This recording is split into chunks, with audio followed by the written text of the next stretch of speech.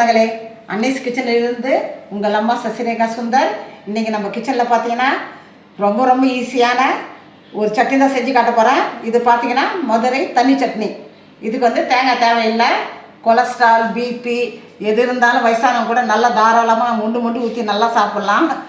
நிறைய 4 இட்லி சாப்பிட்றவங்க கூட 6 இட்லி சாப்பிடுவாங்க. அந்த அளவுக்கு பார்த்தீங்கன்னா சூப்பர் டேஸ்ட்டாக இருக்கும். இதுக்கு என்னென்ன பொருள்லாம் வச்சுருக்கேன்னு பார்க்கலாம் வாங்க. பொட்டுக்கடலை ஒரு 50 கிராம். இதுக்கு பார்த்தீங்கன்னா 10 பச்சை மிளகா வச்சுருக்கேன். ஒரு மீடியம் சைஸ் வெங்காயம் கட் பண்ணி வச்சுருக்கேன். ஒரு 10 சின்ன வெங்காயத்தையும் கட் பண்ணி வச்சுருக்கேன். தாளிக்கிறதுக்கு பார்த்தீங்கன்னாக்கா கடுகு, உளுத்தம் பருப்பு, காஞ்ச மிளகா, கருவேப்பிலை, தேவையான அளவுக்கு உப்பு. ரொம்ப ரொம்ப ஈஸியான இதுதான் இது. இது எப்படி செய்யணும்னு பார்க்கலாம் வாங்க. அடுப்பத்தை வச்சாச்சு. அதில் நம்ம ஒரு பாத்திரம் வச்சுட்டோம். அதில் கொஞ்சமாக எண்ணெய் ஊற்றிட்டோம். பச்சை மிளகாயையும் வெங்காயத்தையும் வதக்கி எடுக்கிறதுக்கு கொஞ்சமாக எண்ணெய் ஊற்றிடும். ஏன்னா நல்லா காஞ்சி எடுத்து பச்சை மிளகா பார்த்தா கிள்ளி வச்சுருக்கேன் 2. ஏன்னா மூஞ்சில் அடிக்கும் அப்படி முழுசாக இருந்தாக்கா. அதனால் வதக்கும் போது டமல் வெடிக்கும். அதனால் 2 கட் பண்ணிட்டேன்.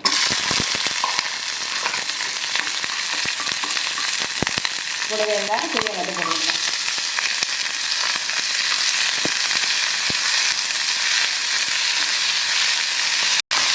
வெங்காயம் பார்த்தீங்கன்னா நல்லா கோல்டன் ப்ரௌன் ஆகிற வரைக்கும் நல்லா வதக்கிடணும். அப்போ தான் ரொம்பவே சட்னி டேஸ்ட்டாக இருக்கும். மீடியம் ஃப்ளேமில் வச்சு நல்லா கோல்டன் ப்ரௌன் ஆகிற வரைக்கும் நல்லா வதக்கணும். வெங்காயம், பச்சை மிளகாய் எல்லாம் நல்லா வதங்கிட்டு இந்த நேரத்தில் பார்த்தீங்கன்னா பொட்டுக்கலை போட்டு ஒரு பற்றி நம்ம கேஸ் ஆஃப் பண்ண வேண்டியதான். நல்லா ஆறுனதும் மிக்சியில் போட்டு எடுக்க வேண்டியது.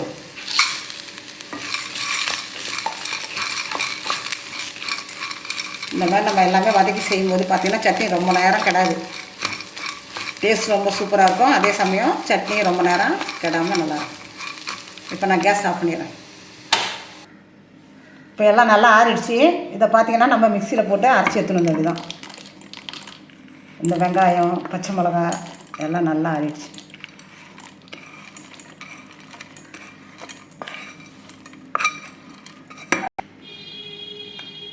இதுக்கு நம்ம தேவையான அளவுக்கு உப்பு சேர்த்துக்கலாம். உப்பு கொஞ்சம் தாராளமாக போடலாம். ஏன்னா இது தண்ணி சட்னி. நல்லா பச்சை மிளகா பார்த்திங்கன்னா ஒரு 10 மிளகா குறையாமல் வச்சுருக்கேன். அதனால் நல்லா அரைச்சிட்டு இதெல்லாம் நிறைய தண்ணி கலந்து நல்லா தண்ணியாகவே நம்ம யூஸ் பண்ணலாம். மிக்சியில் பார்த்திங்கன்னா இந்த சட்னி அரைச்சி எடுத்துக்கிட்டோம். இப்போ ஒரு பாத்திரத்துக்கு நம்ம மாற்றி வேண்டியதுதான்.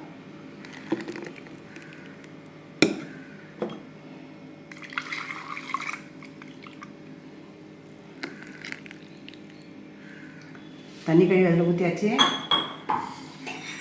இந்த சட்னிக்கு பார்த்திங்கன்னா ஒரு தாளிப்பு போட வேண்டியது தான். தாளித்து இதில் மிக்ஸ் பண்ண வேண்டியது தான். அடுப்பத்தை வச்சாச்சு. அது மாதிரி நம்ம ஒரு பாத்திரம் வச்சுட்டோம். இப்போ பார்த்திங்கன்னா இந்த சட்னிக்கு தேவையான அளவுக்கு எண்ணெய் ஊற்றி தாளிச்சிக்க வேண்டியது தான்.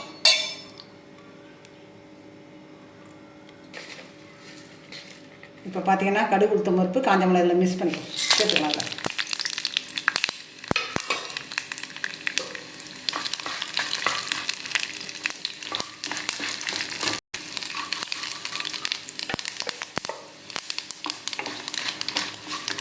கடுகு பருப்புலாம் நல்லா பொரிஞ்சிட்டு காஞ்ச மிளகாவும் நல்லா சேர்ந்துச்சு. இப்போ பார்த்திங்கன்னா நம்ம கருவேப்பிலை சேர்த்து வந்துட்டோம்.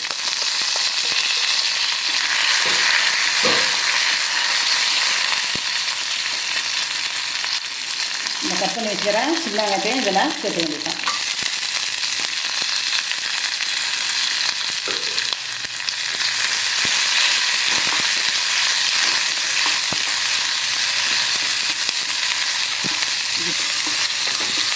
இதை பார்த்தீங்கன்னா நல்லா கோல்டன் ப்ரௌன் ஆகிற வரைக்கும் இந்த வெங்காயத்தை நல்லா வதக்கிட்டு அதுக்கப்புறம் இந்த சட்னி இதில் ஆட் பண்ணணும். நம்ம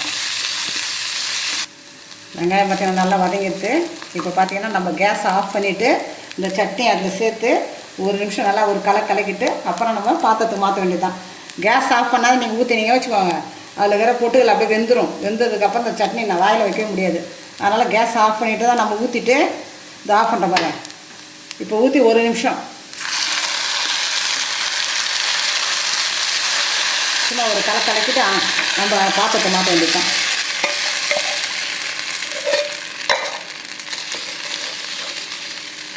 ஞாபகமாக நீங்கள் கேஸை ஆஃப் பண்ணிவிட்டு சட்னியை இதில் ஆட் பண்ணணும். இல்லைன்னா பொட்டுக்கடலை வெந்துடும், அப்புறம் நல்லாவே இருக்காது. அவ்வளோதான். இப்போ பாத்திரத்துக்கு நம்ம மாற்றி வேண்டியது தான். நம்ம அன்னிஸ் கிச்சனில் இப்போ பார்த்தீங்கன்னாக்கா தேங்காய் இல்லாதையே ஒரு சட்னி ரெடி ஆகிடுச்சு. இது பார்த்தீங்கன்னா மதுரை தண்ணி சட்னின்னு பேர் இதுக்கு. இது பார்த்தீங்கன்னா முந்தைய நான் சொன்ன மாதிரி கொலஸ்ட்ரால் பிபி எது இருந்தாலும் எல்லாருமே இதை சாப்பிட்லாம். யாருக்கும் ஒன்றும் பண்ணாது. அதே சமயம் நான் ஒன்று சொல்ல விரும்புகிறேன், அல்சர் இருக்கிறவங்க தயவுசெய்து இதை சாப்பிடாதீங்க. அல்சர்காருக்கு ஒத்துக்காது. ஏன்னா இதில் பச்சை மிளகா போட்டுருவோம் நிறையா. பச்சை மிளகா அல்சருக்காக சாப்பிடக்கூடாது. அதனால் நீங்கள் மட்டும் அவாய்ட் பண்ணிவிடுங்க. மீதி வர எல்லோரும் சாப்பிட்லாம். இதை பார்த்தீங்கன்னா நான் இட்லியை ஊற்றி காட்டுறேன் பாருங்கள். நல்லா தாராளமாக ஊற்றி சாப்பிட்லாம். பார்த்தீங்கன்னாக்கா இதை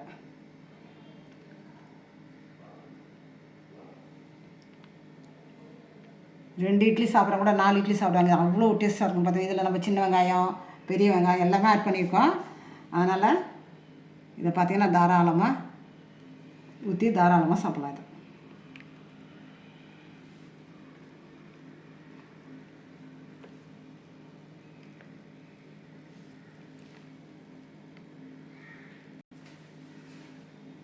சூப்பராக மதுரை தண்ணி சட்னி நம்ம அன்னஸ் கிச்சனில் ரெடி ஆகிடுச்சு.